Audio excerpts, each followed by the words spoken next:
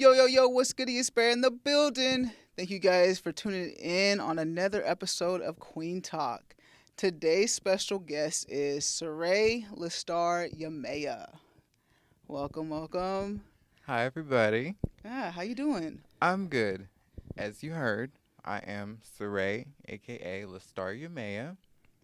I am 20 years old. I am black, African American. My pronouns are she, they, and I identify as a trans woman in the LGBT community. All right. And where are you from? Are you from Wichita or? So, originally, I am from Tulsa, Oklahoma. Okay. I traveled because my family is originally from Little Rock, Arkansas. So we went back and forth up until I was about 4, a little bit. You know what I'm saying? And then we moved to Wichita, Kansas, here, of course, when I was 5. Okay, so you were pretty much raised in Wichita. Yes, indeed. I So started school here, yes. where was your middle school and high school at, like in Wichita? So, middle school, I went to Pleasant Valley Middle School. Okay. That's like out west. And I went to North High School.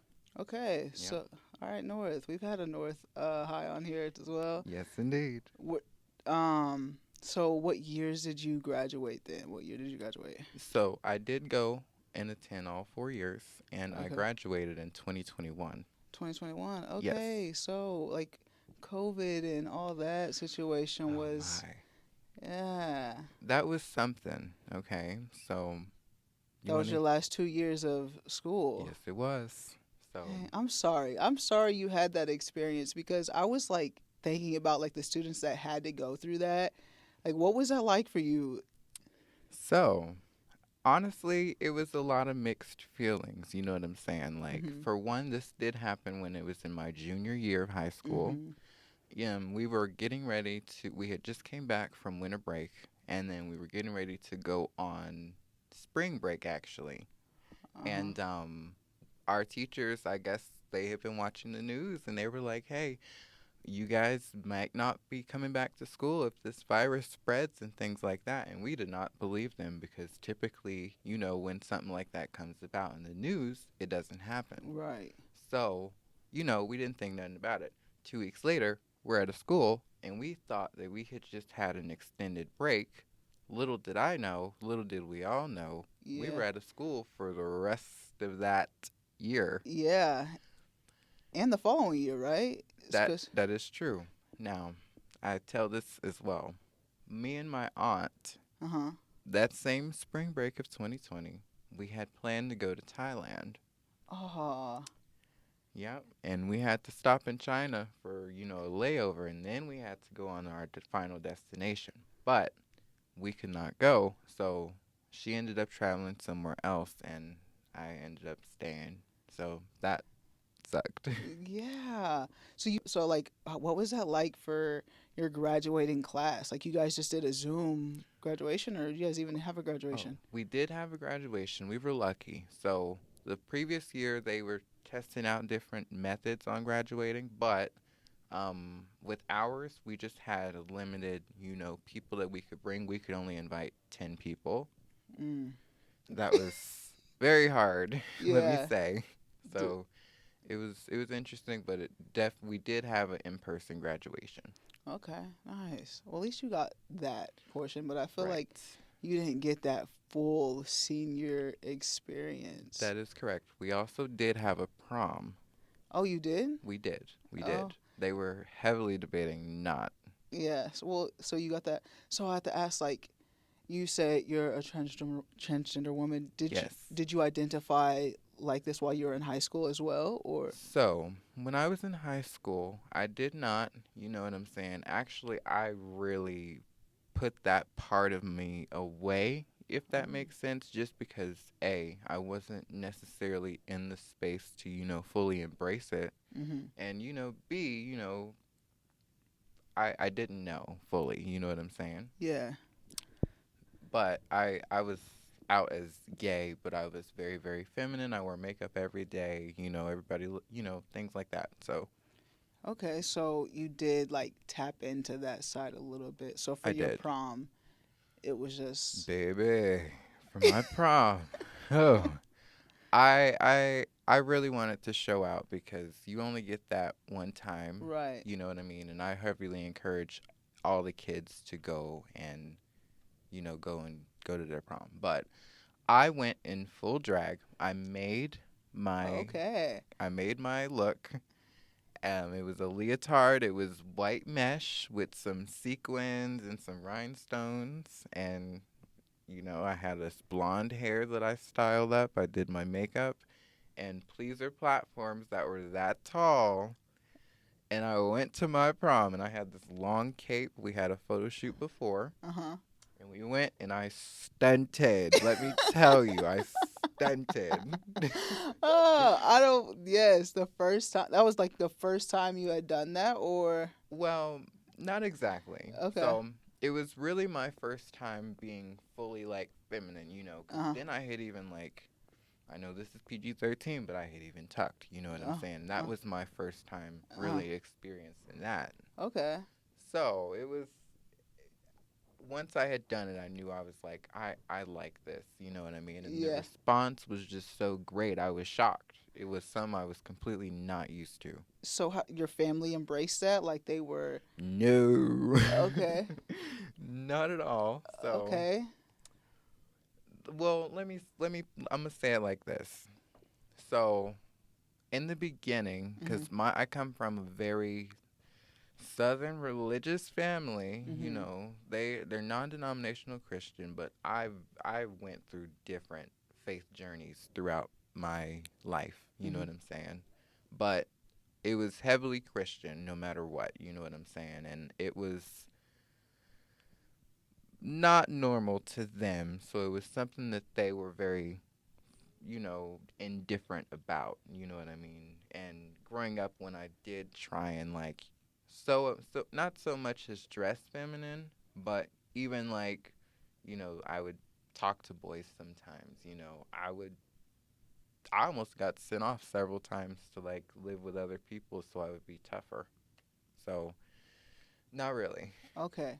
Okay. Then let's bring this like you brought this up, so let's talk about this for a minute. Oh yeah, there's So some layers. Oh yeah, yeah. let's dig I into it. got you. Let's I let's got get you. to it.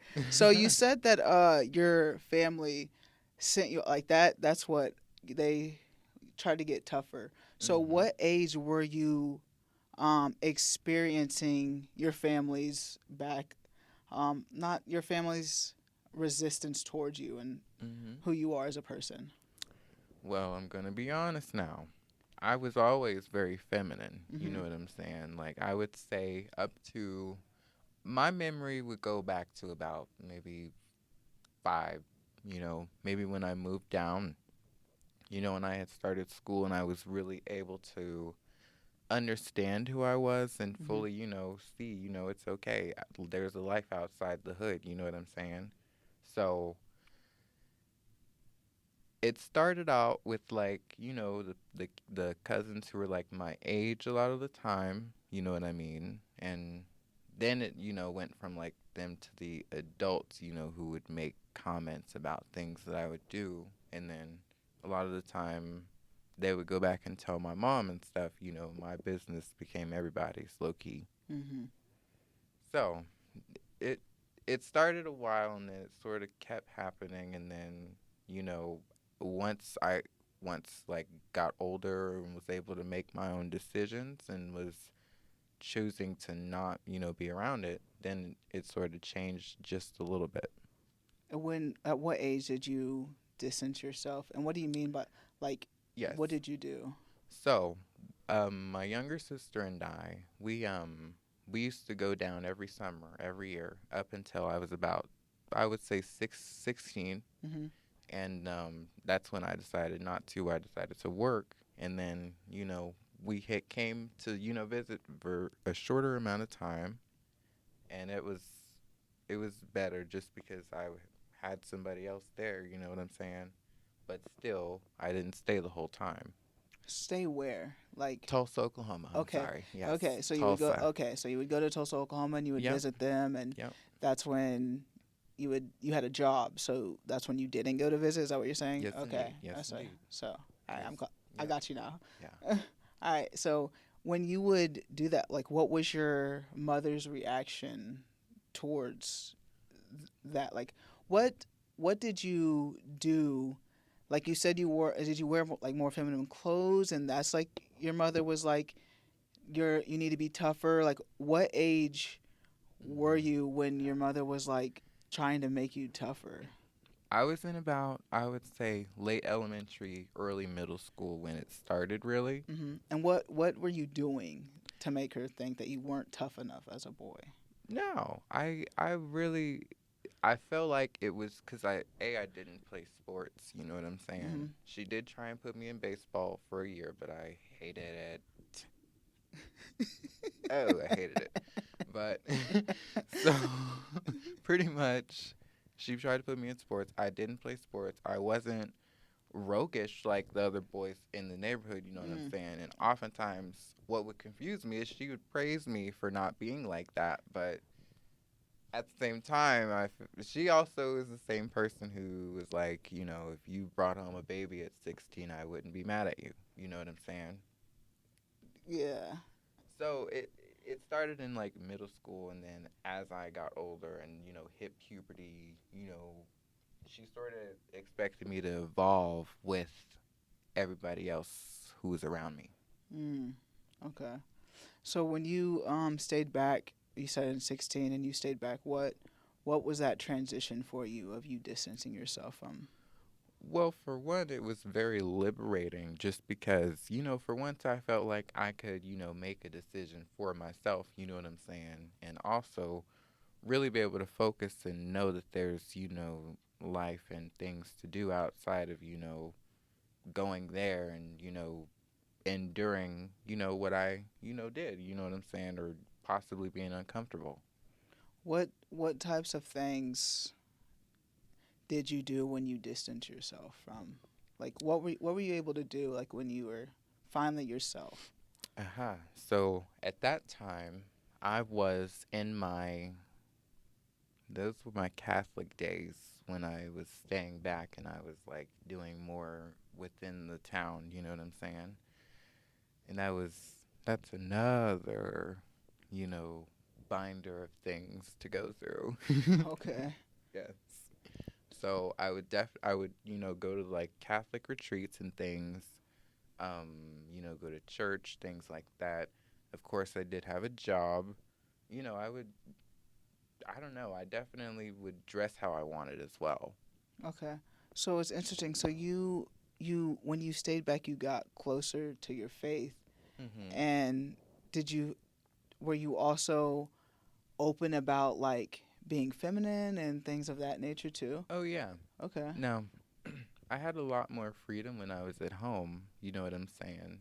Though there were still things that, me and my mom did disagree on, you know what I'm saying? But as far as, what I could do, what I could wear, you know what I'm saying? Those rules were a lot looser than what they were in like Tulsa, you know what I'm saying? Okay. So in As Tulsa, what was that family? So in Tulsa, who were you staying with, like, in Tulsa? Like, was your mom here in Wichita and your Yep. okay, So, your mom yep. was in Wichita. Yep, she would get a little break, and then we would go down to like, typically me and my sister would stay with like a grandparent, my grandma, and aunties. Okay. Okay. Cousins, aunties. You know what I'm saying? People like them Okay. And so when you would stay with your mom, you felt like you got more freedom than when you went to Oklahoma, or you felt like you to were an extent. okay. To an extent, Yeah. just because people in Oklahoma, they didn't even smoke or anything. You know what I'm saying? They might have a drink here and there, but that's about it. But they were the churchgoers. You know what I'm Yeah. talking about? So my mom, she didn't really do all that. You know what I'm saying? She was more loose. She smoked. You know what I'm saying? All that. She drank. She was very open with us. You know what I'm saying? So Yeah. that's where that sort of was different. But she was still from there. You know what I mean? So Yeah. she had that mentality. Yeah. Okay. I want to talk more about your transition into being like a transgender woman. Like, Okay. when you were like, okay, this is who I am and this is how I identify. Like, How did you get to that process? Okay. So, this was actually on like the tail end of me leaving the Catholic Church. So, I was 18, you know what I mean? Once, I had gotten out of the house, I had graduated and all that. Mm-hmm. And I had always knew, and it was a thought that I had fought for a long time, and it was very emotional, I'm not going to lie, just because, the negative stigma that had been embedded in my mind, growing up, behind transness, you know what I mean? And it was a lot. So I was 18 and I was really thinking, and I was like, I don't really feel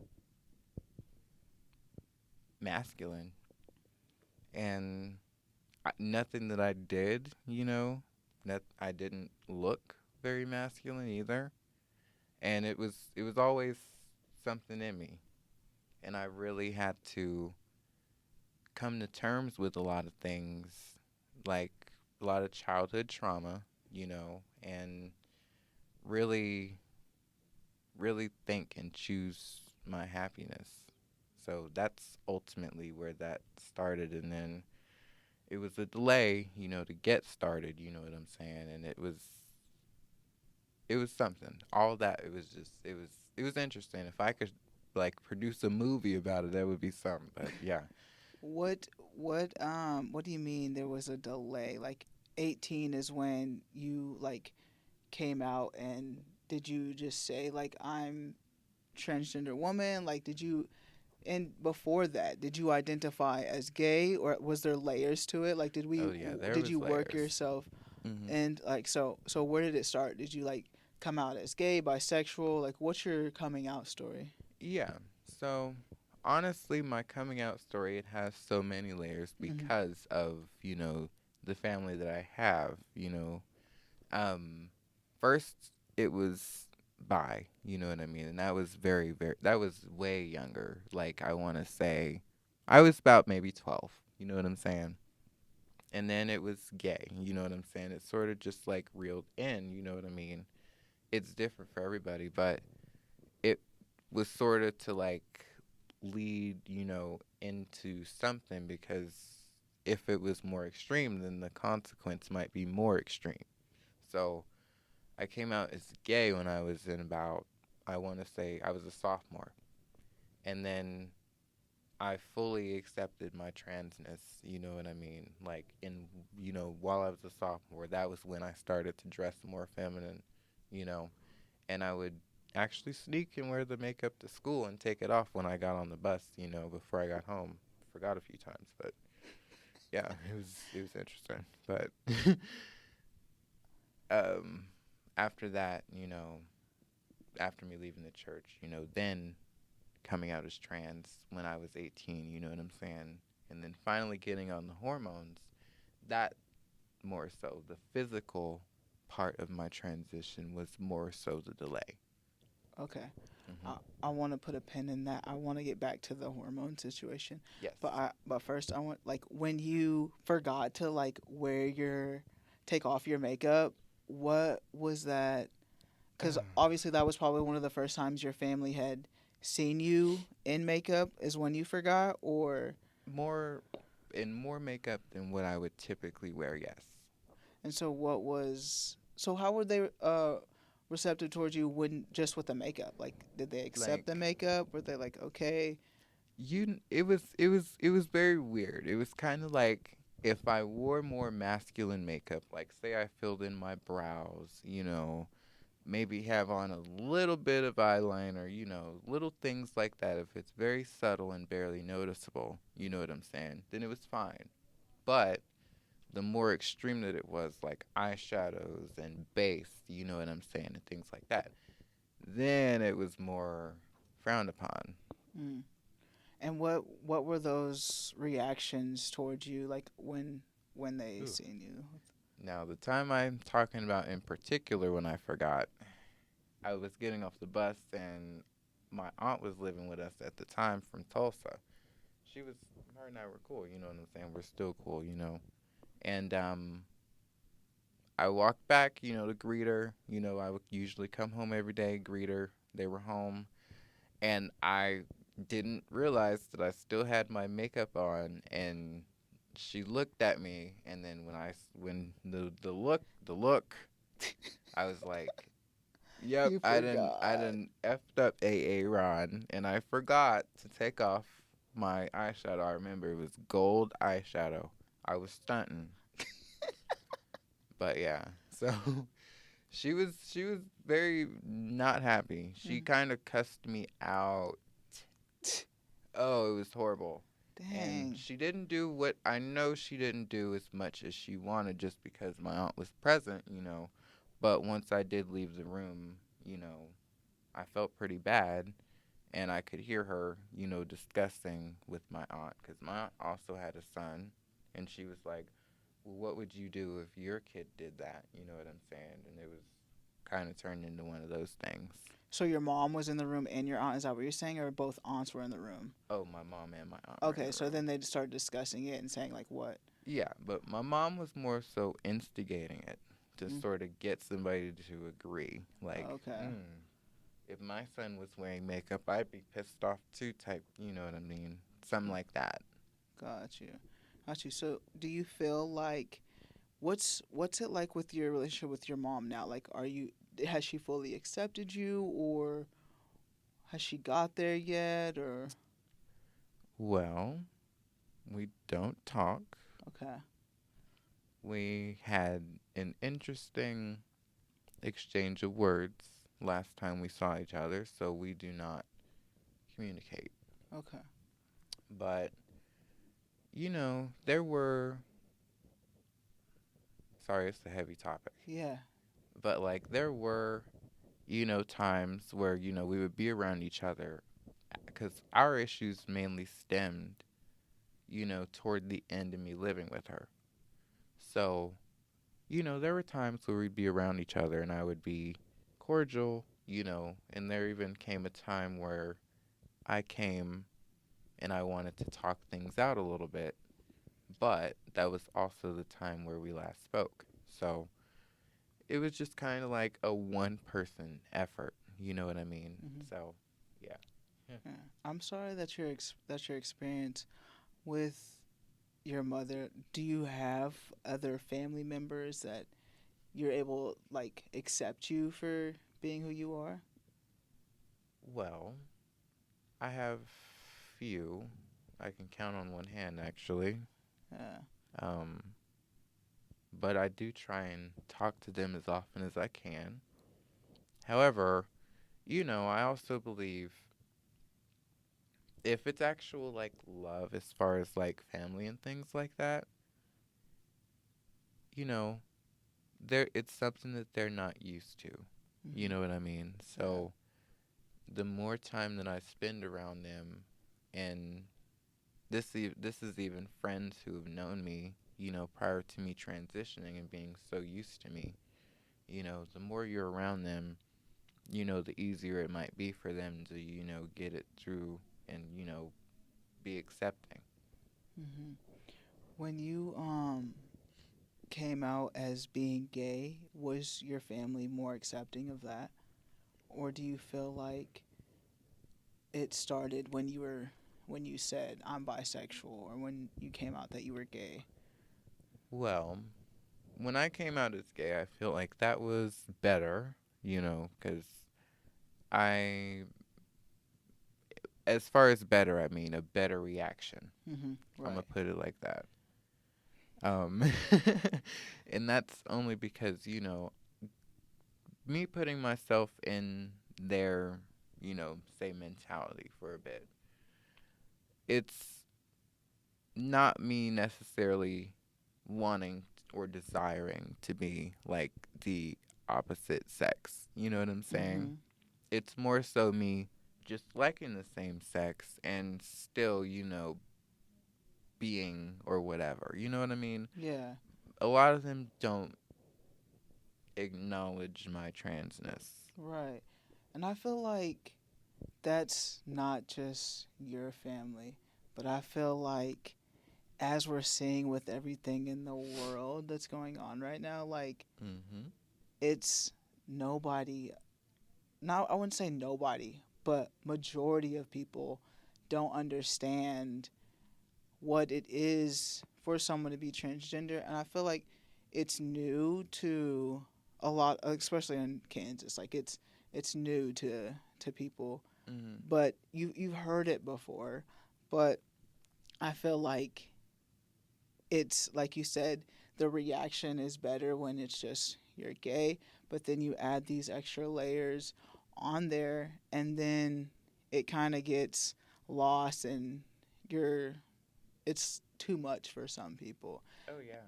And I, how do you feel or towards that? Because like there's so many. Like, how do you feel for your safety too at that? Like, just have you had to endure situations because you're a transgender woman?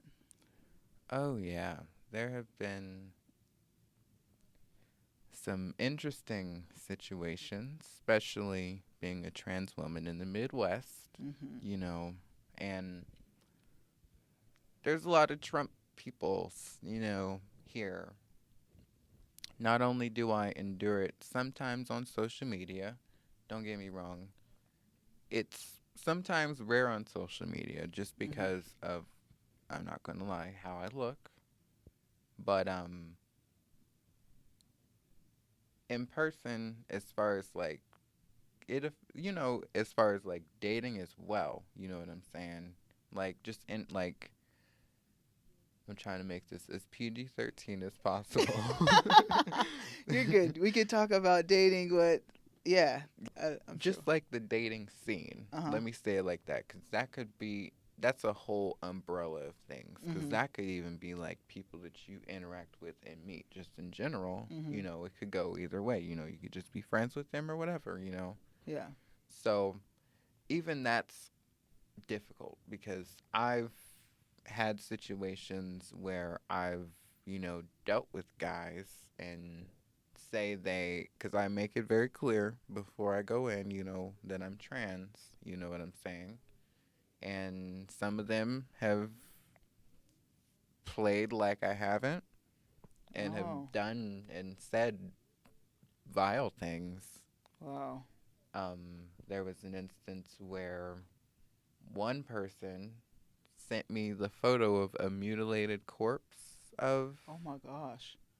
one of us and in a tub and like just told me some really messed up things just because I was pretty and he you know didn't come to terms with things with himself, you know what I mean? And it But you yeah. do disclose like I am a transgender Yeah. woman, and like Yeah. I've seen like stuff on the opposite end of that, of just like people not relaying that message because of their safety, like No. at, Yes. at the same time. So like some Yeah. people do it, say it like I am a transgender woman because of my safety. Some people wait to disclose that because of the safety. So Yeah, no, don't get me wrong. It's a gamble, you know what I'm saying? Like when you do say it, you know what I mean? You risk, are they going to be open? Are they going to be accepting? Are they going to understand? mhm. Versus like if you don't, you know what I'm saying? You you know what I'm saying? It is also a risk, and most people only see that one just because, they're not necessarily, putting themselves, in that part, where a lot of the guys they might have something with them, you know what I'm saying, and you Yeah, don't know, and you gotta bolt. You know what yeah, I'm saying? yeah. That is a it is would be a scary feeling to endure that situation. So you only date men. Mhm. Okay. So Yes. okay.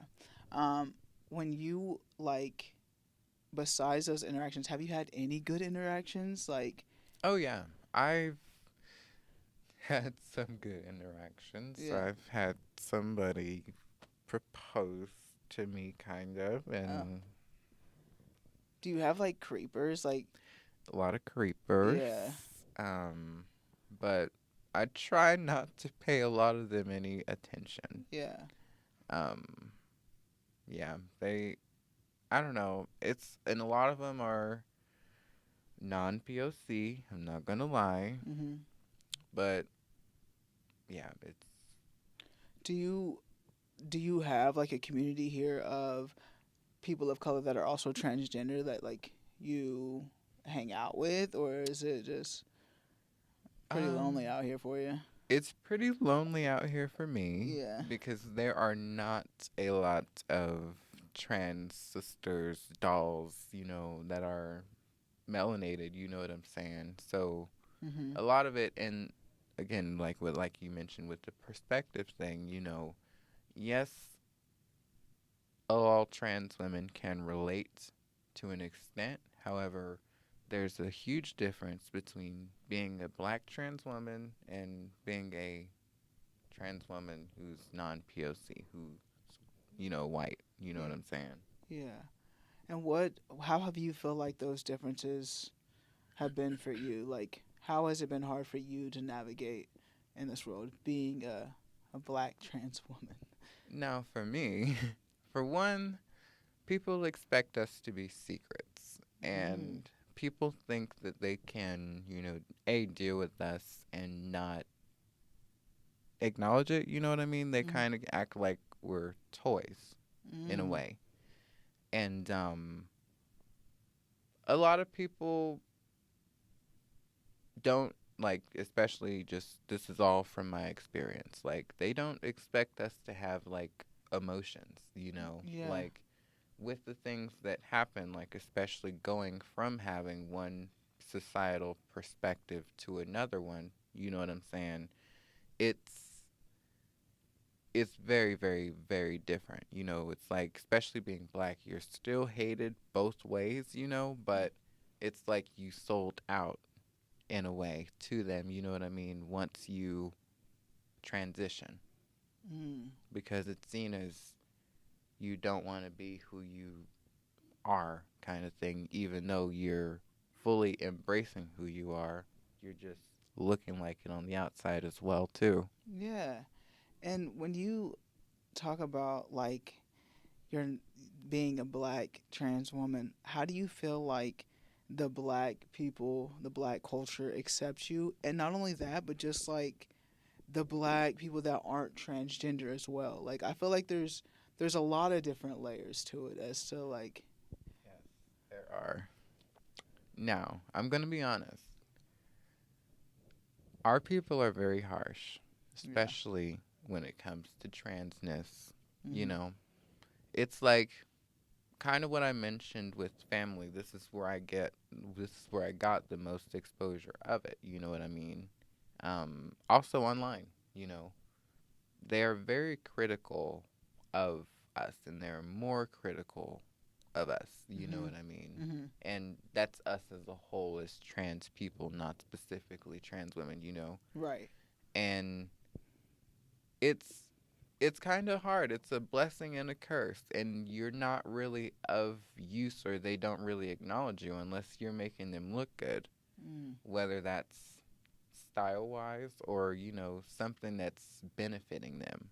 You Right. know, Yeah. that's one thing that I've noticed, and I've had lots of conversations and arguments and online spats with different women who, have a sort of sense of entitlement, just because they don't understand, the transness, you know. Yeah. And being uh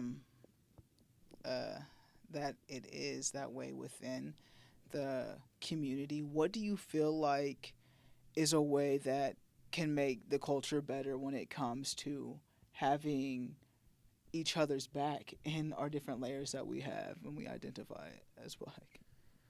Honestly, first and foremost, stop using religion to do so, because a lot of it is Christian backed, Mm-hmm. and a lot of, based off what I experienced, a lot of y'all can relate. A lot of it is Christian backed. And it's like, I don't understand, like, why you would go off of that when that's also a similar system of what kept us enslaved. You know what I mean? Mm-hmm. And there's a lot of ways that it's misconstrued, and it's just not a valid argument in general.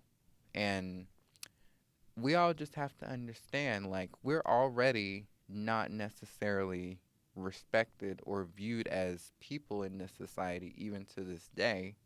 And we should just, with that understanding, not want to inflict it on, everybody else. Because we all have a story, not a lot Yeah. of us have come from, full homes, you know what I Mm-hmm. mean? A lot of us have absent fathers, you know what I'm saying, and things like that, and are not ideally perfect in the end like every other human, So it's like, you should just stop being so critical of one another, because at the end of the day, society is more critical of all of us than anybody else, So just give each other a break. Yeah.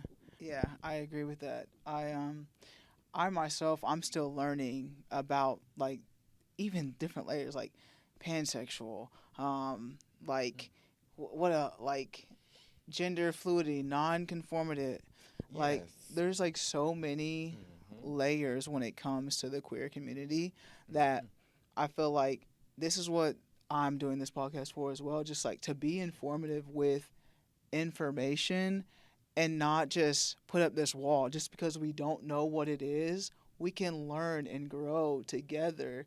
There you All go. right, so when it's the hormones, like what's that process look like? Are you like going to the doctor? Like can you go to the Yes. clinic, or what does that look like?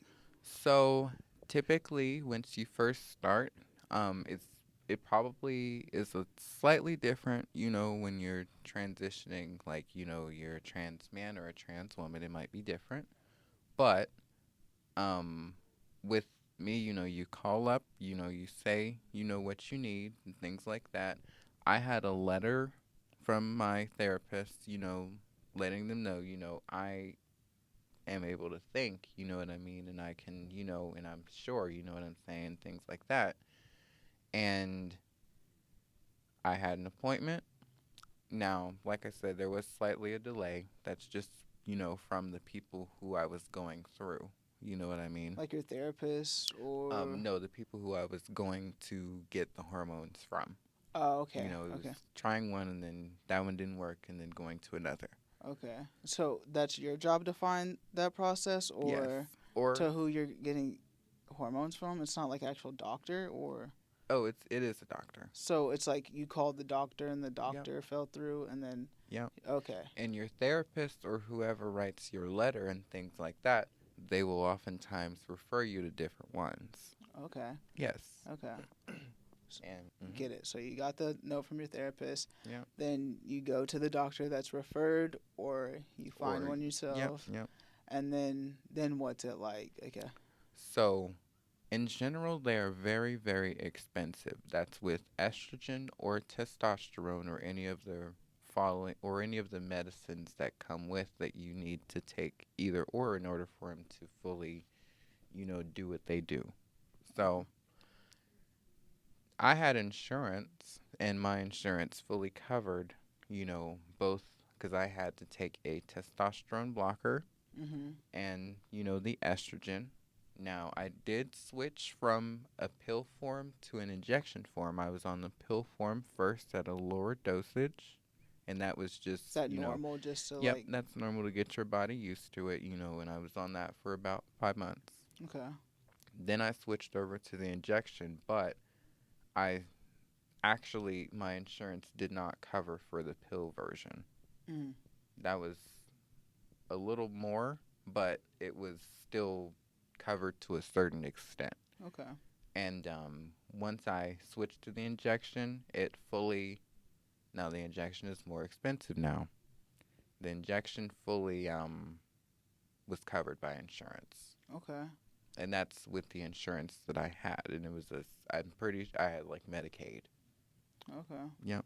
So you went through this process all by yourself? Like you knew like through you and your therapist and Yep. I figured all that out. it was quite strenuous. Yeah. Let me just. And so, like, for someone who has never done this before and is curious about going and Mhm. getting things changed and transitioning, what the first step is to do what? But my biggest thing is you got to believe in yourself. Mm-hmm. You know what I'm saying? Like, that might sound super duper cliche, but you have to do it before anybody else, you know? Mm-hmm. And it's not going to happen if you don't believe in yourself, and it's Yeah. going to be a delayed process if you don't believe in yourself, because that motivation is going to lack. Yeah. How did you know you were for sure that you wanted to make this transition? Because once you make this transition, you're committed. So how did you know Hmm. I want to make this commitment and I want to transition? Once again, like, kind of like I mentioned earlier, during that period of time where I was really taking the time to think about who I was and really, made the decision. And then I thought about, I did my research now.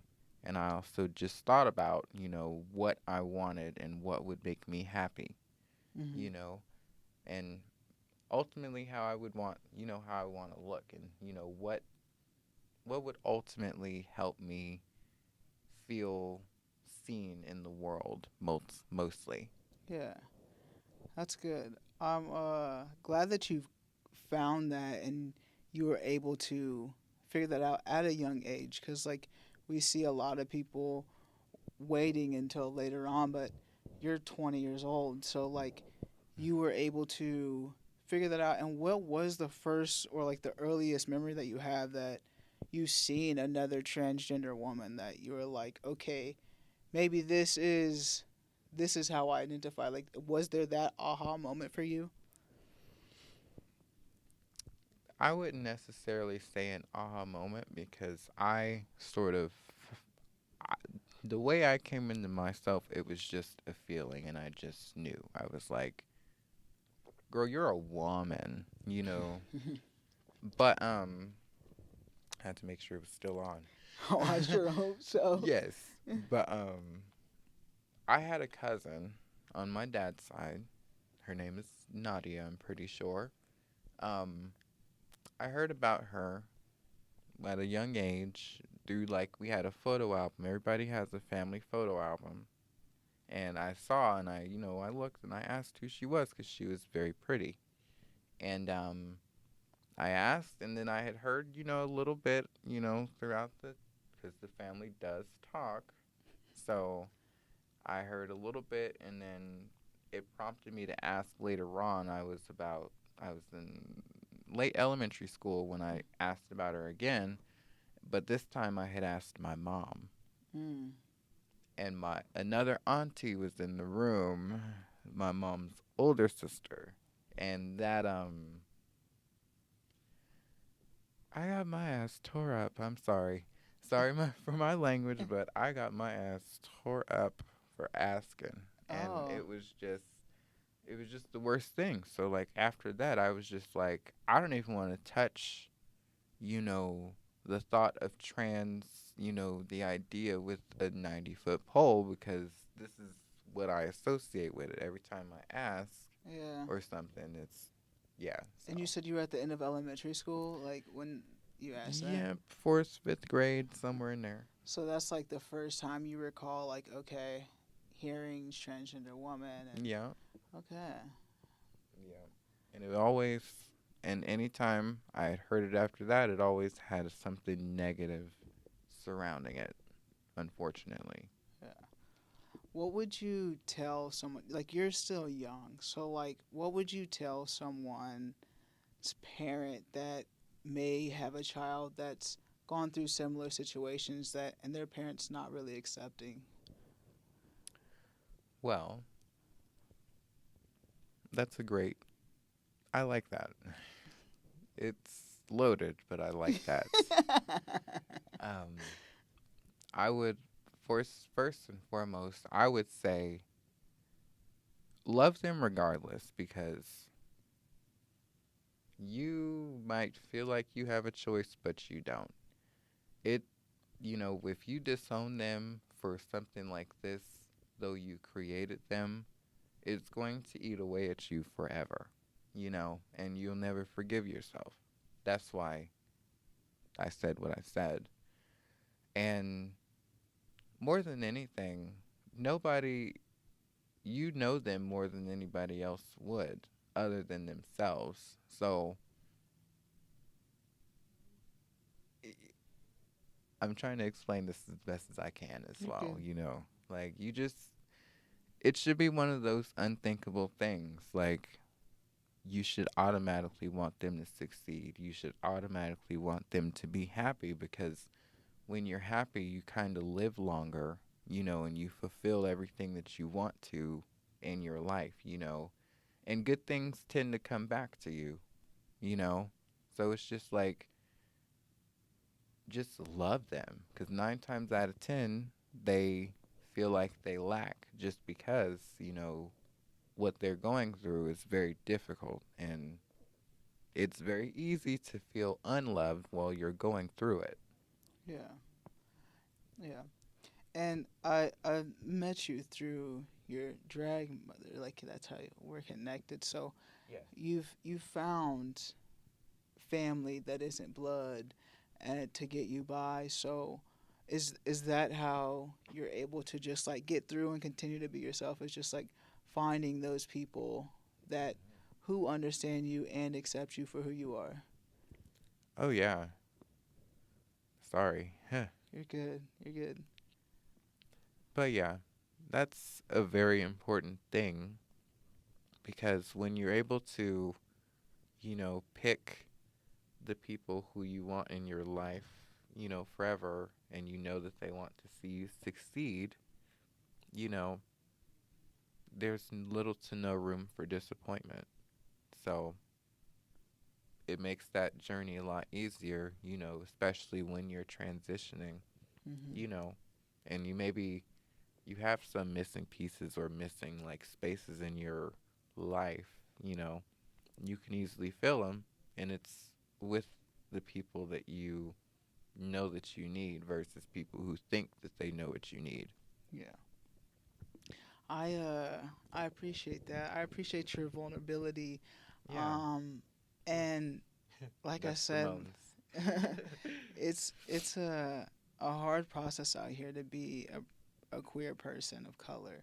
But as we know, and like there's statistics showing the experiences of black trans women specifically, and just the hate that comes with it, the violence and your safety that is concerning as well.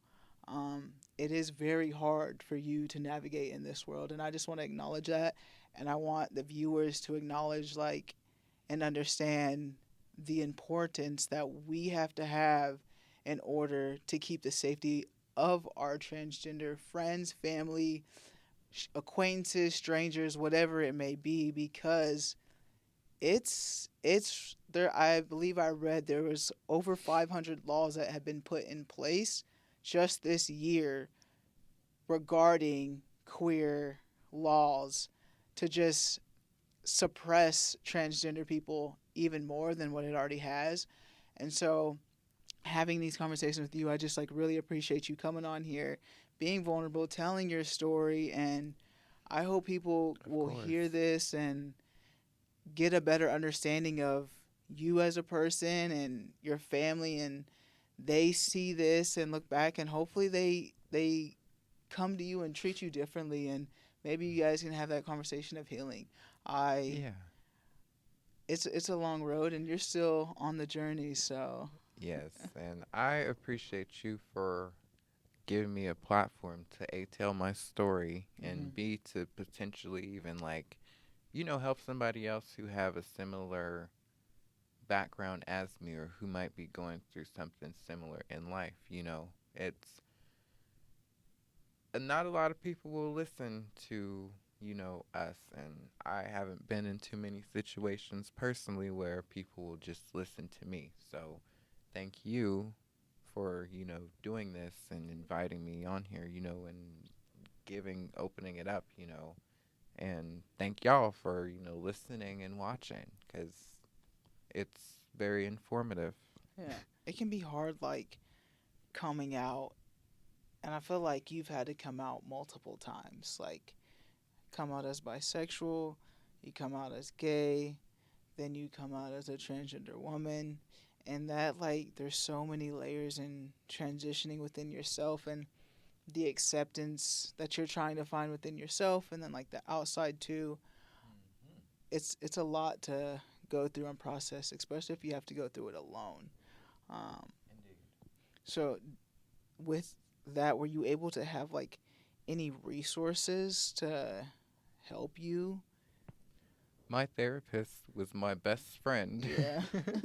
And I'm not exaggerating. I Yeah. told her that every day. Yeah. And just my drag family. Like, some of them can relate, some of them can't, just because, perspective. Right. But, just having somebody to talk to, about things. Yeah.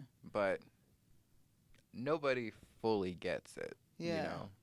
Definitely. Definitely. Is there anything else that you would like to leave the audience with, um, regarding anything, your story, being a black trans woman? Is there anything that you want to leave with them to think about, to go do their own research, anything? Yeah. So, more than anything, I encourage y'all to just go out and be seen. Like, you don't have to hide. Like, some of the ugliest people in the world go out in public and they're fine. So just go out and, like, live and be yourself, and don't be scared to tell your story, because nobody can take it away. And we're already, in general, limited. So go and do it, and our time is limited too. So do it before your time runs out. And I also want to say I am going to be talking about all of that experience, all the transness, and even some of the crazy stories in an album that I'm working on right now. Okay. Yes. Nice. You're a singer?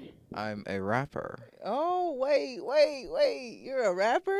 I am a Okay. rapper. Do you have, like, music out right now people can go listen to? Do you?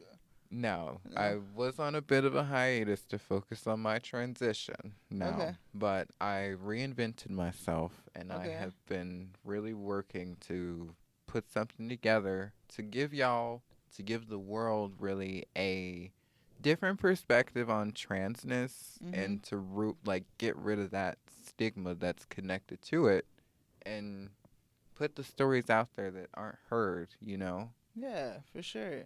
Is there any other shout outs that you would like to give, like your socials? Is there anything, shows you got coming up that people need to come check you out? Well, I will shout out my socials now. As far as my shows, they vary. But They're all on your socials, right? You put all your shows on yep, your socials? I promote them heavily on my social medias. That's Facebook at Syrai Loren Ali, and that's Syrai. Okay.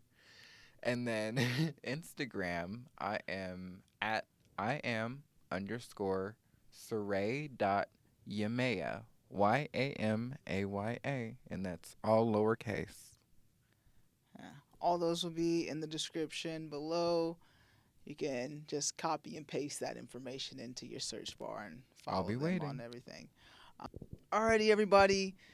Thank you so much for tuning in to today's episode on Kueen Talk. Please make sure you like, subscribe, go follow them on all their social medias. And if you enjoyed this podcast, please comment below and let everybody else know.